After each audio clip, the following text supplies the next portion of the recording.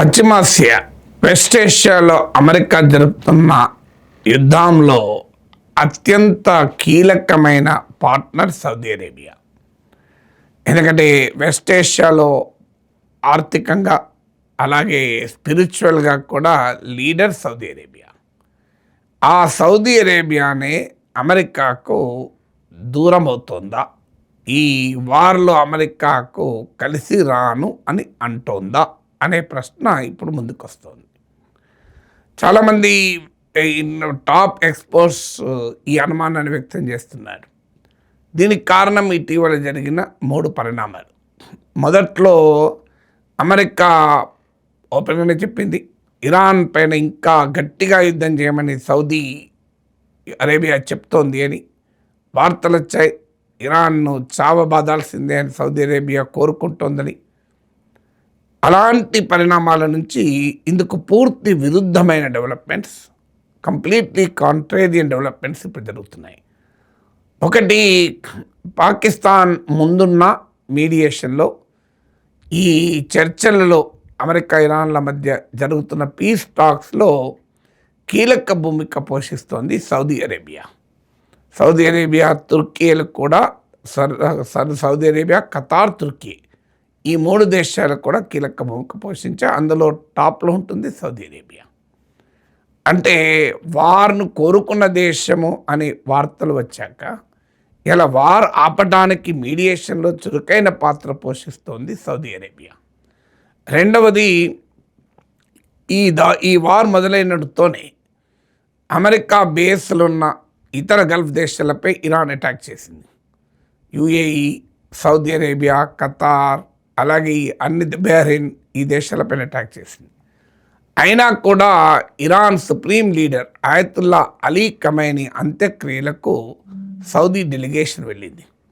UAE delegation వెళ్ళలే. United Arab Emirates, ఈ ప్రాంతంలో మరో పెద్ద దేశం యుఏఈ వెళ్ళలే. Ayatollah Ali Khamenei top Shia spiritual leader. ఆయన అంత్యక్రియలకు ప్రపంచంలోనే సున్నీ ముస్లింలకు ఒక కింగ్గా ఉన్నటువంటి అతిపెద్ద కింగ్డమ్ అయినటువంటి సౌదీ అరేబియా డెలిగేషన్ వెళ్ళింది. సో మీకు ప్రపంచంలో ఉన్న ముస్లింలు 80% సున్నీస్ ఉంటే 14% షియాస్ ఉంటారు. ఈ 2 అతిపెద్ద సెక్ట్స్. మీకు ముస్లింలకు హోలీ ప్లేసెస్ అయిన మక్కా, మదీనా కూడా సౌదీ అరేబియాలో ఉన్నాయి. అందువల్ల ఇస్లామిక్ ప్రపంచానికి, ముఖ్యంగా సున్నీ ఇస్లాం ప్రపంచానికి సౌదీ అరేబియా లీడర్. అలాంటి Saudi Arabia delegation Iran supreme leader, Shia ముస్లింలకు టాప్ స్పిరిచువల్ గురువు అయిన ఆయతుల్లా అలీ ఖమైనీ అంత్యక్రియలకు వెళ్ళారు. అలాగే మీకు ఇటీవల థర్డ్ డెవలప్మెంట్ ఏంటంటే, ప్రాజెక్ట్ ఫ్రీడమ్ అని ట్రంప్ ప్రతిపాదించారు. ఏంటి ప్రాజెక్ట్ ఫ్రీడమ్ అంటే, యూజ్ ఆఫ్ ఫోర్స్ ద్వారా, మిలిటరీ శక్తి ద్వారా స్ట్రెయిట్ ఆఫ్ హార్మోజ్ను ఓపెన్ చేయిస్తాను అని. సో దానికి సౌదీ అరేబియా సహకరించడానికి నిరాకరించింది. తన ఎయిర్ బేసెస్ను వాడుకోనివ్వనని ప్రకటించింది. దీంతో ప్రాజెక్ట్ ఫ్రీడమ్ని ట్రంప్ రద్దు చేసుకున్నాడు. ఈ 3 పరిణామాలు చూస్తుంటే అమెరికాకు ఈ ప్రాంతంలో అత్యంత మిత్రదేశమైన ఇరాన్, అత్యంత మిత్రదేశమైన సౌదీ అరేబియా ఇరాన్తో జరుగుతున్న వార్లో యూటర్న్ తీసుకుందా, ఆలోచన మారుతోందా, ట్రంప్ను డిచ్ చేస్తానికి సిద్ధపడుతోందా, అమెరికాకు సహకరించడానికి సిద్ధంగా లేదా అనే ప్రశ్నలు ముందుకొస్తున్నాయి. సౌదీ అరేబియా సహకారం లేకుండా ఈ వార్ను సస్టైన్ చేయడం అమెరికాకు చాలా కష్టం. వాస్తవంగా సౌదీ అరేబియా అమెరికాకు అత్యంత మిత్రదేశం. 1970sలో పెట్రోడాలర్ వ్యవస్థ ద్వారా అమెరికా ఎకానమీకి అతిపెద్ద supporting country Saudi Arabia. Saudi investment భారీగా అమెరికాలో ఉన్నాయి. ఏకంగా ట్రంప్ ఫ్యామిలీ కంపెనీస్లో ఉన్నాయి. ట్రంప్ సన్నిలా అయిన జారెడ్ కుష్నర్ కంపెనీలో కూడా సౌదీ ఇన్వెస్ట్మెంట్ ఉంది. అలాగే సౌదీ అరేబియాలో మిలిటరీని, ఇతర ఇన్ఫ్రాస్ట్రక్చర్ను అమెరికన్ కంపెనీలే డిసైడ్ చేస్తాయి. ట్రంప్ మొదటిసారి సెకండ్ టైం పవర్లోకి వచ్చినప్పుడు ఫస్ట్ విజిట్ చేసిన కంట్రీ సౌదీ అరేబియా. సో ఏ రకంగా చూసినా అమెరికా, సౌదీ అరేబియాలో అత్యంత సన్నిహిత దేశాలు. అందులో సౌదీ అరేబియా ఇరాన్కు మధ్య చాలా కాలం చాలా తీవ్రమైన విభేదాలే ఉన్నాయి. అడపాదడపా కాస్త పీస్ సిగ్నల్స్ కనబడ్డా ప్రధానంగా రెండు దేశాలు కూడా ఒక రకంగా ప్రత్యర్థులు ఇస్లామిక్ ప్రపంచంలో. మతపరమైన ప్రత్యర్థులే కాదు, మీరు స్ట్రాటజిక్ జియోపొలిటికల్గా కూడా ప్రత్యర్థులు. నేను ఇంతకుముందు చెప్పినట్లు 80% ఆఫ్ ద ముస్లిం సున్నీ ముస్లింలకు నాయకత్వం సౌదీ అయితే, షియా ముస్లింలకు నాయకత్వం ఇరాన్. సౌదీ ఇరాన్ల మధ్య ఆ ఘర్షణ వాతావరణం అనేక సార్లు వచ్చాయి. దీనికి రీజన్స్ కూడా ఉన్నాయి. ఒకటి, ఇరాన్ మద్దతుతో ఉన్న ప్రాక్సీస్ ఈ ప్రాంతంలో ఒక పెద్ద సవాల్. మీకు లెబనాన్లో హిజ్బుల్లా సౌత్ లెబనాన్లో ప్యారలల్ గవర్నమెంట్ నడుపుతారు. వాళ్ళు లెబనీస్ పార్లమెంట్లో ఉంటారు, లెబనీస్ క్యాబినెట్లో ఉంటారు. లెబనీస్ ఆర్మీకి ప్యారలల్గా హిజ్బుల్లా ఆర్మీ ఉంటుంది. లెబనీస్ గవర్నమెంట్ అడ్మినిస్ట్రేషన్కు ప్యారలల్గా హిజ్బుల్లా అడ్మినిస్ట్రేషన్ ఉంటుంది. అందుకే హిజ్బుల్లాను state within the state అంటారు. రాజ్యంలో రాజ్యంగా వ్యవహరిస్తూ ఉంటారు హిజ్బుల్లా. అలాగే ఇరాన్ మరో ప్రాక్సీ యెమెన్లోని హూతీస్. వీళ్ళు నార్త్ యెమెన్ ఏకంగా పాలిస్తున్నారు. నార్త్ యెమెన్లోని హూతీలకు సౌదీ అరేబియాకు మధ్య ఘర్షణలో చరిత్ర ఉంది. 2014లో హూతీలు నార్త్ యెమెన్లో అధికారంలోకి వచ్చాక జరిగిన సివిల్ వార్కు సౌదీ మద్దతు ఇచ్చింది. అంటే హూతీలకు వ్యతిరేకంగా తిరగబడుతున్న వారికి సౌదీ మద్దతు ఇచ్చింది. ఫలితంగా 2015 నుంచి జరిగిన సివిల్ వార్లో హూతీల మధ్య చాలా ఘర్షణలు జరిగాయి. Saudi Arabia major oil company అయిన సౌదీ అరామ్కోపై హూతీలు అటాక్ చేశారు. నార్త్ యెమెన్లో ఇరాన్ మద్దతుతో హూతీలుంటే, సౌత్ యెమెన్లో సౌదీ అరేబియా మద్దతుతో ప్రెసిడెన్షియల్ లీడర్షిప్ కౌన్సిల్ ప్రభుత్వం ఉంది. సో ఇలా ఇరాన్కు సౌదీ అరేబియా కేవలం రిలీజియస్ డిఫరెన్సెసే కాదు, జియోపొలిటికల్ రైవల్స్ కూడా. ఇరాన్కు ఉన్నటువంటి న్యూక్లియర్ కెపబిలిటీ, ఇరాన్కున్న మిసైల్ కెపబిలిటీ సౌదీ అరేబియానే కాదు, ఈ ప్రాంతంలో ఉన్న అరబ్ ముస్లిం కంట్రీస్కి అందరికీ కూడా ఒక టెన్షనే. ఈ ముస్లిం దేశాలు మీకు ఇజ్రాయిల్ ఎలా భయపడతాయో ఇరాన్ కూడా చూసి భయపడతాయి. అందువల్ల సౌదీ ఇరాన్ల మధ్య ఈ చరిత్ర ఉంది, హిస్టరీ ఆఫ్ హాస్టిలిటీస్ ఉన్నది. కానీ అదే సమయంలో పీస్ సిగ్నల్స్ కూడా ఉన్నాయి. ఉదాహరణకు 2022లో ఇరాన్ బ్యాక్డ్ హూతీస్తో సౌదీ అరేబియా పీస్ డీల్ కుదుర్చుకుంది, శాంతి ఒప్పందం కుదుర్చుకుంది. ఆఖరికి 2023లో చైనా మీడియేషన్తో ఏకంగా ఇరాన్తో కూడా పీస్ డీల్ కుదుర్చుకుంది. సో ఈ మధ్య ఈ పీస్ డీల్ ఉన్నా కూడా ఈ మధ్య Houthi controlled Sanaa airport, north యెమెన్లోని రాజధానిలోని ఎయిర్పోర్ట్ పైన సౌదీ అటాక్ చేసింది. సౌదీ అరేబియాలోని అబా ఎయిర్పోర్ట్ పైన హూతీలు అటాక్ చేశారు. కానీ అది మరింత తీవ్ర రూపం దాల్చలేదు. సో అందువల్ల సౌదీ ఇరాన్ల మధ్య ఘర్షణలే ఎక్కువసార్లు ఉన్నాయి. అడపాదడపా కాస్త పీస్ కూడా చేసుకున్నారు. సో ఈ కాంటెక్స్ట్ అంతా ఎందుకు చెప్తున్నానంటే, ఈ కాంటెక్స్ట్లో సౌదీ అరేబియా ఎందుకు మరి యూటర్న్ తీసుకుంటుంది? సౌదీ అరేబియా యూటర్న్ తీసుకుంటోంది అనటానికి ఉదాహరణ నేను మొదట్లోనే చెప్పాను. ఆ ఖమేనీ అంత్యక్రియలకు సౌదీ డెలిగేషన్ వెళ్ళడము, ప్రాజెక్ట్ ఫ్రీడమ్ను తిరస్కరించడము, పాకిస్తాన్ వెనకాల కీలక పాత్ర పోషిస్తూ పీస్ డీల్ శాంతి ఒప్పందానికి ప్రయత్నించడం, ఇవన్నీ చూస్తుంటే సౌదీ అరేబియా ఎక్కడో ఒక చోట ప్రెసిడెంట్ ట్రంప్తో డిఫర్ అవుతుందా, అమెరికాకు దూరం అవుతుందా అని. There are visible contradictions US Saudi అరేబియాల మధ్య. That doesn't mean Saudi Arabia ఏదో అమెరికాకు వ్యతిరేకమైపోయిందని కాదు, కానీ అన్స్టింటెడ్ లాయాలిటీ, తిరుగులేని లాయాలిటీ అనేది అష్యూర్డా అనేది ప్రశ్నార్థకం. మరి ఈ పాసిబుల్ సౌదీ యూటర్న్కు కారణాలు ఏమై ఉంటాయి? మొదటి కారణం ఏమై ఉంటుంది అంటే, ఇరాన్ అమెరికాల మధ్య ఘర్షణలో కొలేటరల్ డ్యామేజ్ అంటారు. వాళ్ళిద్దరు కొట్టుకుంటే Saudi Arabia, UAE, Bahrain, Qatar, even Oman, Jordan, ఇలా అన్ని దేశాలు నష్టపోతున్నాయి. ఇరాన్ డైరెక్ట్గా వీటిపైన అటాక్ కూడా చేస్తోంది. ఎందుకంటే ఈ దేశాల్లో అమెరికన్ బేసెస్ ఉండడం వల్ల మీకు సౌదీలోని గ్యాస్ ఫీల్డ్స్ పైన, ఎనర్జీ ఆయిల్ ఫీల్డ్ పైన ఇరాన్ అటాక్ చేసింది. సో క్లియర్గా సౌదీ ఎనర్జీ ఇన్ఫ్రాస్ట్రక్చర్ పైన ఇరాన్ దాడి చేసింది.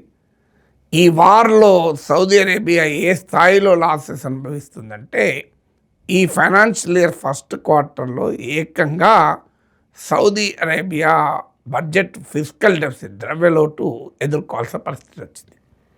అందువల్ల ఈ నష్టాలు ఎంతకాలం అనుభవించాలి అనేది సౌదీ అరేబియా రీథింకింగ్కు మొదటి ఫ్యాక్టర్. ఇక రెండవ ఫ్యాక్టర్, బహుశా ఈ వార్ మొదలైనప్పుడు అమెరికా, ఇజ్రాయెల్ లాగానే సౌదీ అరేబియా కూడా ఉండాలి. ఇరాన్లో ఉన్న ప్రభుత్వం పడిపోతుంది, ఇరాన్ ప్రజలు తిరగబడతారు, ఇరాన్ ఎకానమీ నాశనం అవుతుంది, ఇరాన్ మిలిటరీ దెబ్బతింటుంది, ఇరాన్ మిసైల్ కెపబిలిటీ తగ్గిపోతుంది అని ఇరాన్ కళ్ళబెరానికి వస్తుందని అంచనా ఉండుంటుంది. అందుకే లేవకుండా చావబాదాలి అని చెప్పి ఉండాలి. కానీ అనుభవము సౌదీ అరేబియాకు కూడా తత్వం బోధపడుతుంది. ఈ వార్లో ఇరాన్ అనుసరించిన వ్యూహం అసిమెట్రిక్ వార్ఫేర్ అని చాలాసార్లు చెప్పాను. ఇరాన్ ఒక రకంగా ఈ వార్లో గెలిచింది, ఎందుకంటే ఓడిపోకుండా నిలబడింది. So it won because it did not lose. మీకు వెస్ట్రన్ మీడియా హెడ్లైన్స్ కూడా చాలాసార్లు చెప్పాను. America lost its war with Iran, Trump lost his war with Iran, peace pause is not end of the war, Trump celebrates while America capitulates అని global media headlines చాలా క్లియర్గా ప్రపంచ experts అందరూ barring Donald Trump అందరూ ఏమని విశ్లేషిస్తున్నారు, ఒక రకంగా Iran ఆర్థికంగా దెబ్బతిన్నది, మిలిటరీగా దెబ్బతిన్నది, నాయకత్వంలో సీనియర్ లీడర్స్ మరణించారు, still it ultimately one the war అంటున్నారు. సో ఇది సౌదీ అరేబియా రీథింకింగ్కు రెండవ పాసిబుల్ రీజన్. అంటే ఇంత వార్ 1979 నుంచి నియర్లీ 5 దశాబ్దాల 5 డికేడ్ శాంక్షన్స్, భయంకరమైన అమెరికా ఇరాన్ బీభత్సకర దాడులు, అమెరికా ఇజ్రాయెల్ బీభత్సకర దాడులు, స్టిల్ ఇరాన్ ఈజ్ సర్వైవింగ్. ఆ ఇరాన్ రెసిలియన్స్ కూడా సౌదీ అరేబియా పునరాలోచనలో పడటానికి ఒక కారణం అయి ఉండాలి. ఇక మూడవది, అమెరికా రక్షించగలుగుతుందన్న విశ్వాసం అరబ్ ఇస్లామిక్ దేశాలకు, సౌదీ అరేబియా కూడా పోతున్నట్టు కనబడుతుంది. ఎందుకంటే 2 రకాలుగా మనం చూసాం. ఇరాన్ ఇన్ని దాడులు చేస్తున్నా అమెరికా ఏం చేయగలిగింది? ఈ దాడులు ఆపగలిగిందా? కొలెటరల్ డ్యామేజ్ ఆపగలిగిందా? ఇరాన్ ఏకంగా వాయించుతుంటే అమెరికా ప్రేక్షక పాత్ర పోషించింది. అమెరికా ఈ అరబ్ దేశాలలో ఉన్న తమ మిలిటరీ బేసెస్నే కాపాడుకోలేకపోయింది. తమ మిలిటరీ పర్సనలే పారిపోయి హోటల్లో దాక్కున్నారు. ఆ హోటళ్లపై కూడా ఇరాన్ దాడి చేసింది. ఇప్పుడు ఏకంగా ఈ అరబ్ దేశాలలో ఇరాన్కు సమీపంగా ఉన్న మిలిటరీ బేసెస్ని ఇక్కడి నుంచి తరలించి దూరంగా ఇజ్రాయిల్లో రీలొకేట్ చేయాలా అని కూడా ట్రంప్ ఆలోచిస్తున్నాడని కూడా వార్తలు వస్తున్నాయి. సో ఇప్పటిదాకా ఆశించింది ఏంటి? ఇరాన్ దాడి చేస్తే అమెరికా చూసుకుంటుంది అని, ఇజ్రాయిల్ దాడి చేస్తే అమెరికా చూసుకుంటుంది అని నమ్మారు. కానీ ఇరాన్ దాడి నుంచి అమెరికా చూసుకోలేదు, ఇజ్రాయిల్ దాడి నుంచి కూడా అమెరికా చూసుకోలేదు. దానికి ఉదాహరణే ఖతార్ పైన ఇజ్రాయిల్ జరిపిన దాడి. ఫలితంగా సౌదీ అరేబియాతో సహా 40 ఇస్లామిక్ కంట్రీస్ ఏకంగా అరబ్ ఇస్లామిక్ నాటో ఏర్పాటు దిశగా ఆలోచిస్తున్నాయి. సౌదీ అరేబియా ఏకంగా పాకిస్తాన్తోనైతే కాంప్రిహెన్సివ్ డిఫెన్స్ అగ్రిమెంట్ కూడా కుదుర్చుకుంది. సో అందువల్ల ఇప్పటిదాకా తమను రక్షిస్తారనుకున్న అమెరికా అసమర్థత, అమెరికా స్ట్రాటజిక్ ఇనెబిలిటీ, వ్యూహాత్మక అసమర్థత స్పష్టంగా సౌదీ అరేబియాకు అర్థమైంది. సో అది డెమాన్స్ట్రేట్ అవ్వడం అనేది మూడో ఫ్యాక్టర్. నాలుగో ఫ్యాక్టర్ ఏంటంటే Saudi Arabia crown prince Mohammed bin Salman ఈ మొత్తం తన దేశ ఎకానమీని మోడర్నైజ్ చేయాలని ఆలోచిస్తున్నాడు. సౌదీ అరేబియాకున్న డెమోగ్రఫిక్ క్యారెక్టర్ ఏంటంటే 35 years లోపు వాళ్ళు మోర్ దెన్ 50%, అంటే సౌదీ అరేబియా ఇది యూత్ఫుల్ కంట్రీ. మీకు 3.35 మిలియన్ 3.5 కోట్ల మంది యూత్ ఉంటారు. సో వారి ఆస్పిరేషన్స్ మారిపోతున్నాయి. అందుకే Saudi Arabia economic transformation for 2030 అని ఒక లక్ష్యం పెట్టుకుంది. అంటే ఆయిల్ డిపెండెంట్ ఎకానమీగా కాకుండా ఎకానమీని డైవర్సిఫై చేయాలి. టూరిజం, టెక్నాలజీ, ఇన్వెస్ట్మెంట్, ఇన్ఫ్రాస్ట్రక్చర్ వీటికి ఒక ప్రధాన కేంద్రంగా మార్చాలి అని సౌదీ అరేబియా క్రౌన్ ప్రిన్స్ అయిన మహమ్మద్ బిన్ సల్మాన్ ఆలోచిస్తున్నాడు. సో దానికి ఈ యుద్ధాలు పని వల్ల నష్టం. సహజంగానే అంతటి ట్రాన్స్ఫర్మేషన్ కోరుకున్నప్పుడు ఇన్వెస్ట్మెంట్ పెద్ద ఎత్తున ఫారెన్ ఇన్వెస్ట్మెంట్ రావాలి అనుకున్నప్పుడు వారు ఇన్స్టెబిలిటీ, టెన్షన్స్, ఉద్రిక్తతలు పనికిరావు. అందుకే అమెరికాతో ఇటీవల ప్రాజెక్ట్ ఫ్రీడమ్లో కూడా సహకరించడానికి సౌదీ అరేబియా సిద్ధపడలే. ఇది 4th ఫ్యాక్టర్. 5th ఫ్యాక్టర్ ఏంటంటే హుతీస్ ఫ్యాక్టర్. మీకు సౌదీ అరేబియా ఇది one of the major oil country, ఇది రిచెస్ట్ ఎనర్జీ నేషన్. తన ఎనర్జీ ఎక్స్పోర్ట్స్ అనేది సౌదీ ఎకానమీకి కీలకం. సౌదీ అరేబియా ప్రొడ్యూస్ చేసేటువంటి oil and gas strait of Hormuz ద్వారా ప్రధానమైన రూట్ ఏషియాకు.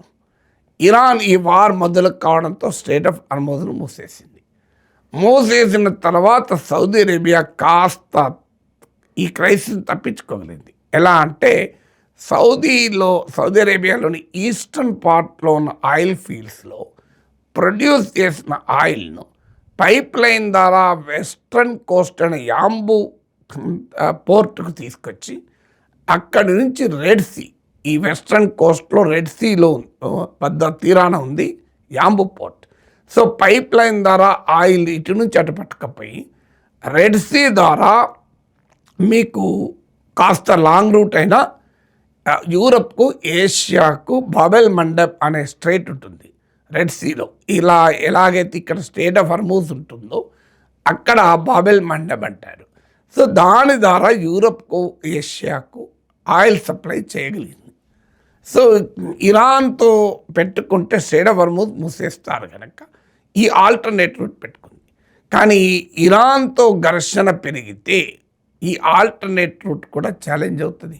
ఎందుకంటే యమన్లో అధికారంలో ఉన్నారు హూతీలు.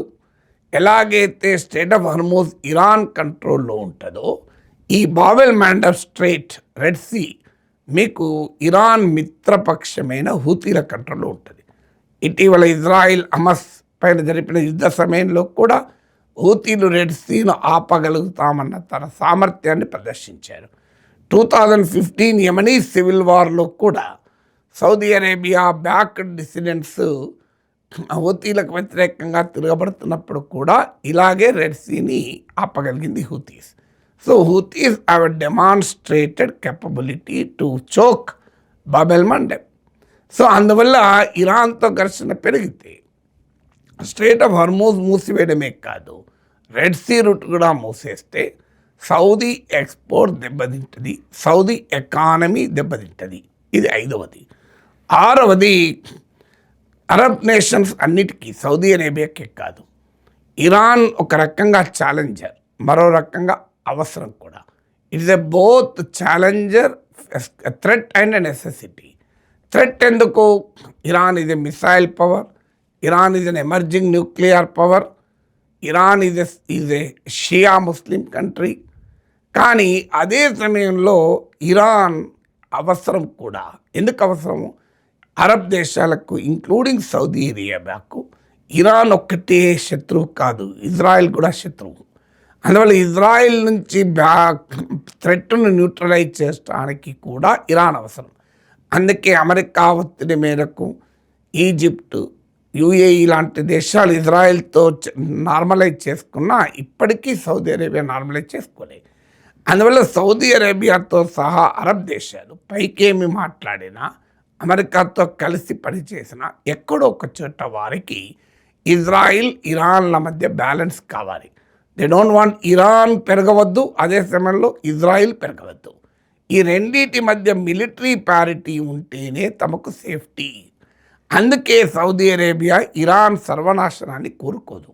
ఇరాన్ మిలిటరీ శక్తిగా ఇజ్రాయెల్ కౌంటర్ చేయగల మిలిటరీ శక్తిగా నిలబడాలన్నది సౌదీ అరేబియా కోరిక. ఇది 6వది. 7వది ట్రంప్ యాటిట్యూడ్. ట్రంప్ ఏం చేస్తున్నాడు? ఇంత చేసిన ఆఖరికి స్టేట్ ఆఫ్ హర్మూజ్ ఓపెన్ చేయిస్తాను, దాని బిల్లు ఈ అరబ్ దేశాల నుంచి వసూలు చేస్తున్నాడు. ఏమంటాడు? They are very rich countries, they can pay అంటాడు. అయ్యా, ఈ February 28న వార్ మొదలు కాకముందు స్టేట్ ఆఫ్ హర్మూజ్ ఓపెనే ఉంది కదా. నీ యుద్ధం వల్లనే స్టేట్ ఆఫ్ హర్మూజ్ను ఇరాన్ మూసేసింది కదా. ఆ సౌదీ అరేబియాతో సహా అరబ్ దేశాలు వద్దన్నా యుద్ధం చేసేవి కదా. ఇప్పుడు నీ యుద్ధం ద్వారా క్లోజ్ అయినటువంటి స్ట్రేట్ను హర్మూజ్ జలసంధిని ఓపెన్ చేయడానికి మళ్ళీ నేను ముందుకు వస్తాను మిలిటరీతో, దాని ఖర్చంతా మీ మీద వేస్తానంటున్నాడు. అలాగే అమెరికా ఇరాన్ల మధ్య కుదిరిన పీస్ డీల్లో కూడా దానికి టర్మినాలజీ పేరేం పెట్టినా ఆ రియాలిటీ ఏంటంటే ఇరాన్ పోస్ట్ వార్ రీకన్స్ట్రక్షన్స్, అంటే యుద్ధానంతర ఇరాన్ పునర్నిర్మాణం, ఒక రకంగా నష్టపరిహారం చెల్లించడానికి ట్రంప్ ఒప్పుకున్నాడు. ఈ బిల్ అమెరికా కడుతుందా? ఈ బిల్ అమెరికా కట్టదు. తిరిగి సౌదీ అరేబియా లాంటి అరబ్ దేశాలపైనే ఈ బిల్లు వేస్తాడు. సో ట్రంప్ అటు చేసి ఇటు చేసి తమ మీదే టోపీ పెడతాడన్నది కూడా అరబ్ దేశాలకు ఎక్కడో ఒక చోట అర్థం కాకుండా పోదు.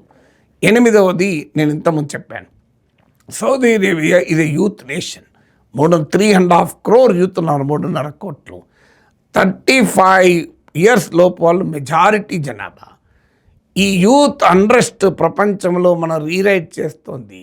మీకు బంగ్లాదేశ్, నేపాల్, శ్రీలంక, సో మీకు ఈ యూత్ అన్రెస్ట్ కనబడుతుంది. అలాగే అరబ్ స్ప్రింగ్ అని మీకు ఈజిప్ట్, తునీషియా లాంటి దేశాల్లో మీకు ఎర్లీ డేస్లోనే, అంటే సోషల్ మీడియా బిగినింగ్లోనే ఫేస్బుక్తో నెట్వర్క్ అయి భారీ ఎత్తున నిరసనలు తెలిచారు. సో సౌదీ అరేబియాకు ఎప్పుడు ఆ థ్రెట్ ఉంటుంది, ఎక్కడ దేశంలో ప్రజలు తిరగబడతారో అని. అందులో ఇరాన్ ఎంత షియా సున్నీ డిఫరెన్సెస్ ఉన్నా ultimately the Muslim country. So Muslim sentiment కూడా ఉంటుంది. అమెరికా ఇరాన్ వ్యతిరేకించవచ్చు, అమెరికాను సమర్థించారు కదా. ఇరాన్ వ్యతిరేకించవచ్చు, ఇజ్రాయెల్ సమర్థించారు కదా.